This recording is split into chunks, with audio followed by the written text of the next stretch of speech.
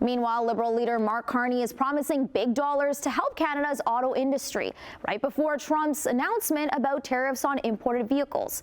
Carney's campaign stopped right outside the Canada-U.S. border in Windsor today, pledging to save thousands of jobs. However, the Liberal leader is under fire again following a CBC report saying while working for Brookfield Asset Management, Carney co-chaired two investment funds in Bermuda, a country known that doesn't impose personal income taxes.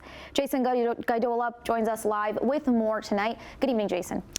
Good evening, Manise. The tax haven was not the only line of questioning Carney faced today. Carney also apologized for blunders when talking about the 1989 Montreal massacre at the Ecole Polytechnique in Montreal. Despite all of it, the Liberals still continue to lead in the polls. I understand how the world works and the structure works, and have the ability to put in place all of the necessary rules to ensure that the appropriate taxes are paid here in Canada, as is the case in the example that you just gave. The taxes are paid. Mark Carney's financial portfolio came under question again following a Radio Canada story revealing that funds under his watch were registered in the country of Bermuda. The report says while employed with Brookfield Asset Management, Carney co-chaired two green funds in the tax haven. Carney claims the funds are structured to benefit Canadian pensioners. The flow through of the funds go to Canadian entities who then pay the taxes appropriately, as opposed to taxes being paid multiple times before they get there. So that's how we have this structure. That's the structure that all of our pension funds. During his campaign stop at the Canada-U.S. border in Windsor, Carney added that he's divested all of his assets except cash and personal real estate. The Liberal leader then redirected the focus to Conservative leader Pierre Poilievre, who was near Quebec City today, pledging tax cuts for seniors and keeping the retirement age at 65 for federal pensions. So Mr. Carney makes these workers who are struggling to pay their bills pay full taxes in Canada, while he ships his investments off to Bermuda to dodge his obligations to this country. That's money that should be going in tax revenue to fund our schools and our hospitals.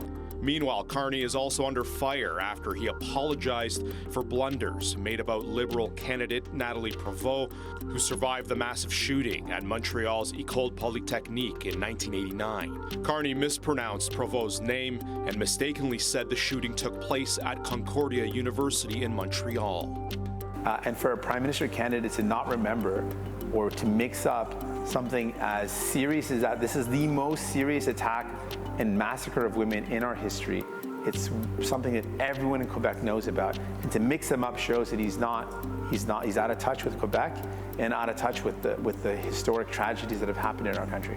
In Hamilton today, while campaigning for tax cuts for the middle class, NDP leader Jagmeet Singh took Carney and Poilievre to task, believing they won't help middle-class Canadians. However, despite the recent blowback on Carney, a new Leger poll suggests that 44% of decided voters will vote Liberal on April 28th, compared to 38% for the Tories.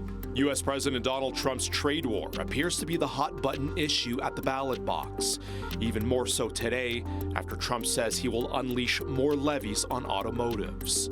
Earlier, Carney made a promise to spend roughly $2 billion on protecting the auto supply chain and help keep companies in business. As wonderful as the trade going across that bridge, we're over-reliant on the United States. I think it's a lesson we've all learned. We need to diversify. We want to diversify with like-minded partners. That's why I went to Europe in my first days as Prime Minister.